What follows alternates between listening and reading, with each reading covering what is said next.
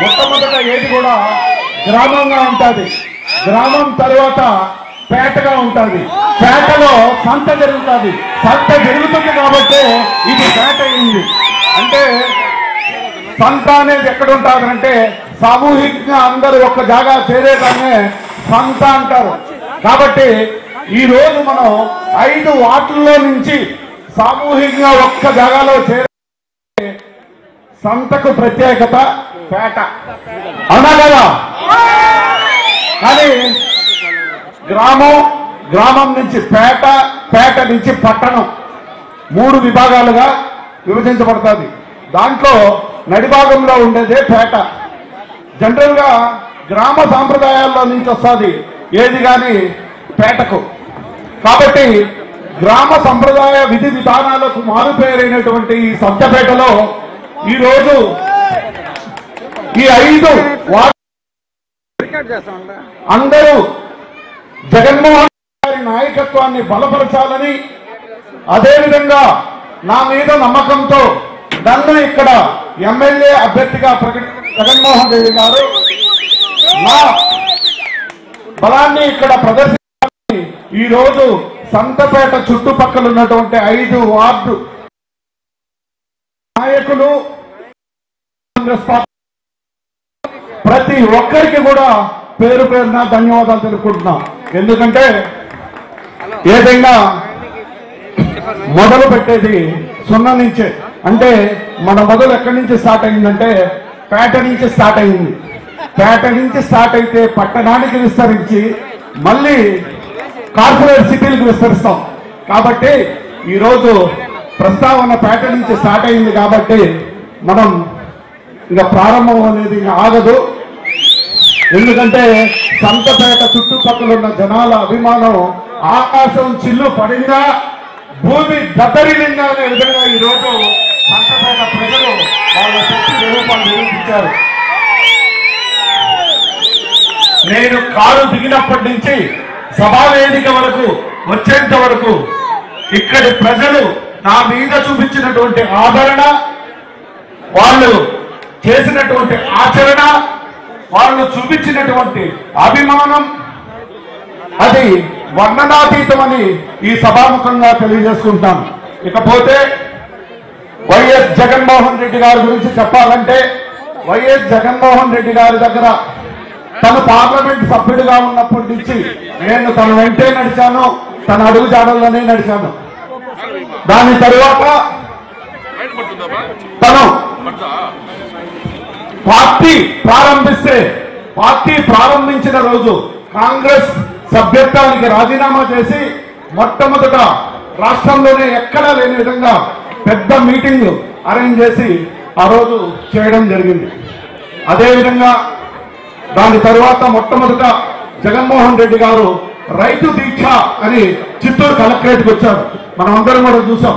ఆ రైతు దీక్షకు ఎక్కడ కూడా ఆ రోజుల్లో ఎవరూ చేయని విధంగా చిత్తూరు కలెక్టరేట్ ముట్టడికి జగన్మోహన్ రెడ్డి గారు వస్తే భారీ జనాదరణ చేసి ఒక పండగ వాతావరణం చేసి జగన్మోహన్ రెడ్డి గారిని సాధారణంగా కలెక్టరేట్ వరకు తీసుకెళ్లాం. అది చెప్పుకుంటూ పోతే దాని తర్వాత ఢిల్లీలో జలదీక్ష, విజయవాడలో అనేక దీక్షలు, గుంటూరులో దీక్షలు, చాలా దీక్షలు చేశారు.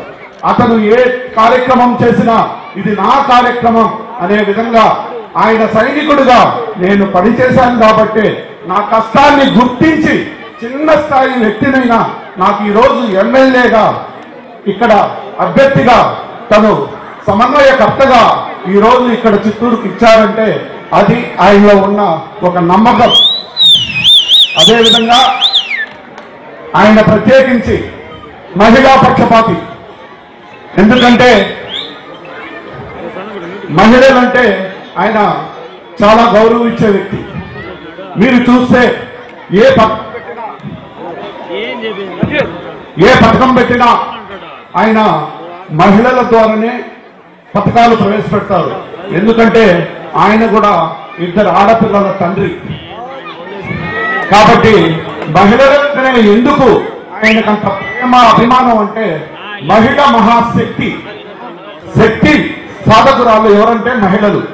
ఈరోజు మహిళలకు ఏ పథకాన్ని పెట్టినా దుర్వినియోగం కాకుండా సద్వినియోగం చేసుకుంటా పొదుపులో భాగస్వాముల్లో చాలా చక్కగా ఉంటారని కారణంతోనే అమ్మ ఒడి కావచ్చు, ఆసరా కావచ్చు, సున్నా వడ్డీ కావచ్చు, ఏ పథకం పెట్టుకున్నా ప్రతి పథకం కూడా మహిళలకు సంబంధించిందే.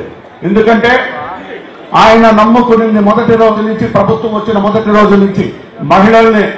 ఎందుకంటే మహిళలు మాట ఇస్తే మాట తప్పరు కాబట్టి. ఎందుకంటే మహిళలు ఎప్పుడు నమ్మకానికి మారు పేరు కానీ అమ్మకానికి ప్రతీక కాదు. అవునా కదా? అమ్మకానికి పోరు, ఓట్లకు అమ్మకానికి పోరు, నమ్మకంగా నిలబడతారు. కాబట్టి ప్రతి మహిళని కూడా తన బిడ్డగా భావించిన వ్యక్తి జగన్మోహన్ రెడ్డి. ఈరోజు కోవిడ్ లో 24 నెలలు ప్రభుత్వం నడపడం కూడా కష్ట పరిస్థితుల్లో కూడా ఏ సంక్షేమ పథకాన్ని కూడా ఆపకుండా ప్రభుత్వం ఎన్ని ఇబ్బందుల్లో ఉన్నా ప్రతి సంక్షేమ పథకాన్ని కూడా డేట్ టు డేట్ ప్రతి మహిళకు అందే విధంగా చేసిన ఘనత ఈ దేశంలోనే వైఎస్ జగన్మోహన్ రెడ్డి అని కూడా ఈ సభాముఖంగా తెలియజేసుకుంటున్నాను.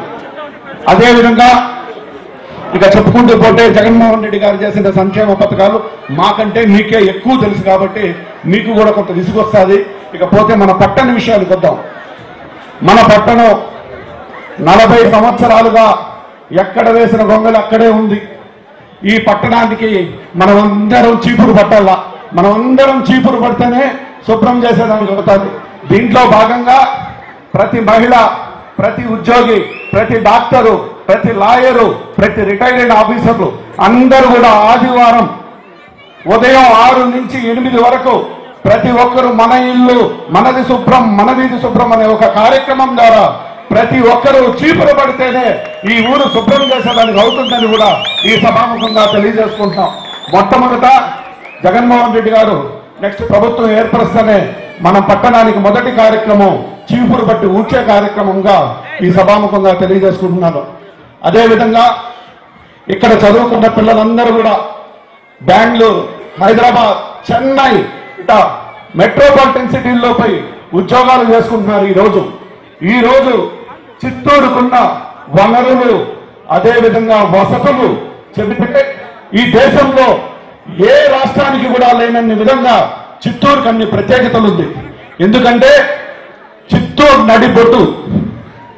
ఎందుకు నడిబొట్టు అని చెప్తున్నానంటే చిత్తూరులో నుంచి 2 గంటల సేపులో 2 మెట్రోపాలిటన్ సిటీలకు పోవచ్చు, 2 ఇంటర్నేషనల్ ఎయిర్పోర్ట్లకు పోవచ్చు, 1 గంటలో ఒక డొమెస్టిక్ ఎయిర్పోర్ట్ పోవచ్చు, 40 నిమిషాల్లో ఇంకొక డొమెస్టిక్ ఎయిర్పోర్ట్ పోవచ్చు.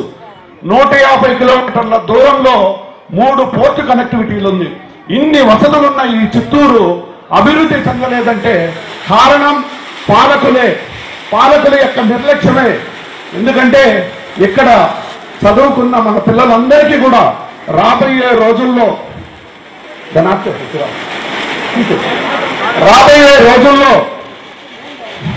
మనం ఉద్యోగ అవకాశాలు కల్పించాలంటే మన ఊరు ప్రత్యేకత మనం చాటి చెప్పాల. మా ఊరికి ఈ ప్రత్యేకత ఉంది, ఈ ఊర్లో ఈ వసతి ఉంది, చెయ్యి అనేది ఇట్లా చాచకుండా ఏ పనైనా జరుగుతుంది అనేది మనం నిరూపించగలిగినప్పుడే ప్రతి పెట్టుబడిదారులు కూడా ఈ ఊరికి వచ్చేదానికి ఇష్టపడతారు. ఇష్టపడినప్పుడు వాళ్ళని స్వాగతించి మన ధర్మం ఏముందో మనం చేసినప్పుడే ఈ ఊరు అభివృద్ధి బాట చెందుతారనేది కూడా ఈ సభాముఖంగా తెలియజేసుకుంటున్నాను. 20,000 మందికి ఉద్యోగ ఉపాధి అవకాశాలు కల్పించడమే 3వ ధ్యేయంగా ఈ సభాముఖంగా తెలియజేసుకుంటున్నాను. ఎందుకంటే ఎవరైనా 0 నుంచే స్టార్ట్ అవుతారు, 0 నుంచి స్టార్ట్ అయితేనే 100కి చేస్తుంది. కాబట్టి మనం ఇప్పుడు 0 నుంచి స్టార్ట్ అవుతున్నాం. కాబట్టి మన ఊరు ప్రఖ్యాతి 100కు చేరాలంటే మనం అందరం కష్టపడితే 0 నుంచి 100కు చేరడం కష్టం కాదు. కష్టాన్ని ఇష్టంగా తీసుకునేసి, కష్టాన్ని ఎప్పుడు ఇష్టంగా తీసుకుంటేనే అది మనల్ని ప్రేమిస్తుంది. కాబట్టి ప్రతి ఒక్కరూ కష్టాన్ని ఇష్టంగా తీసుకునేసి మన ఊరు అభివృద్ధిని ఏ విధంగా ముందుకు తీసుకుపోవాలనేది ప్రతి ఒక్కరూ ఇష్టపడి చేస్తే అది ఆనందంగా ఆహ్వానాలు కూడా మనకు వస్తాయని ఈ సభాముఖంగా తెలియజేసుకుంటున్నాను. కాబట్టి రాబోయే రోజుల్లో ప్రతి ఒక్కరూ గతాన్ని మరిచిపోయి ఐకమత్యంగా సమైక్యంగా సమస్యని సామరస్యంగా పరిష్కరించుకునేదానికి కుల మతాలకు అతీతంగా భావద్వేషాలకు అతీతంగా అందరం ఏకమై ఈ పట్టణాన్ని మనం అభివృద్ధి చేసుకునే దాంట్లో ప్రతి ఒక్కరి హస్తం ఉండాలని కూడా ఈ సభాముఖంగా తెలియజేసుకుంటున్నాను.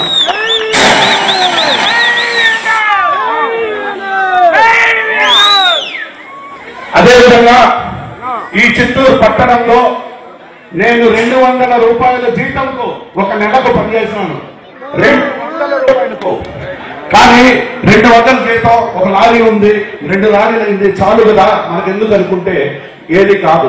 మనకు కాళ్ళు చేతులు ఆడేంత వరకు మనం కష్టాన్ని ఇష్టంగా తీసుకొని ప్రతి పనిని సాధ్య సాధనాలకు ఇష్టంతో చేస్తే సాధ్యం కాదు అనేది ఈ దేశంలో ఏదీ లేదు. ఎందుకంటే మనం ఈ దేశంలో చిన్న స్థాయి నరేంద్ర మోడీ గారిని తీసుకుంటే ఒక టీఏలో పనిచేసిన వ్యక్తి ఈ రోజు దేశ ప్రధాని అయినాడు.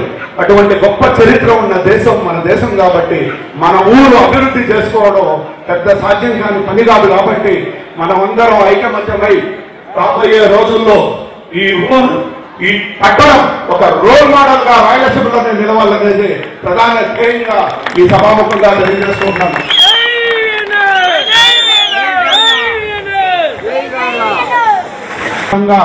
లేకుండా రూపు మాపుతానని దాంట్లో నేను కూడా భాగస్వామి ఈ సభాముఖంగా తెలియజేస్తున్నాను.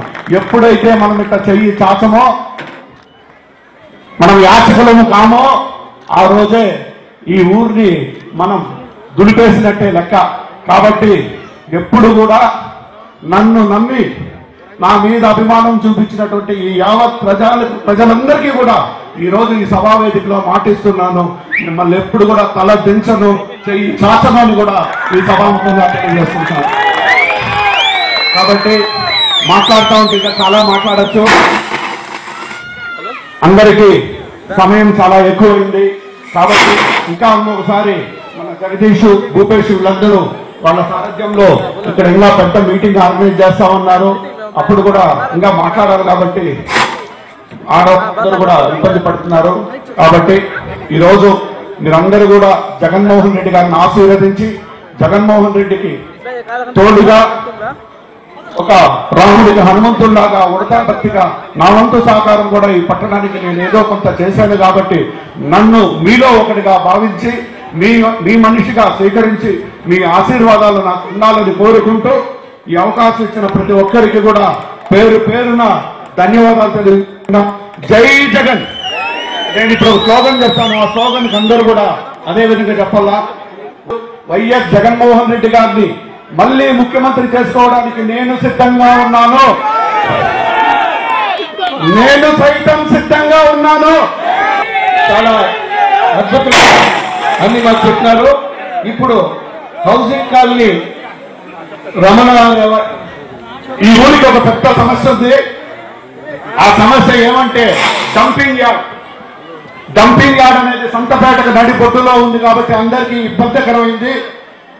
ఈ అందరి సమావేదికలో అందరి ముందర చెప్తున్నా, భవిష్యత్తులో ఈ డంపింగ్ యార్డ్ ఎత్తిచ్చే బాధ్యత నాది అనే విధంగా కూడా ఈ సభాముఖంగా చెప్తున్నాను. Thank you.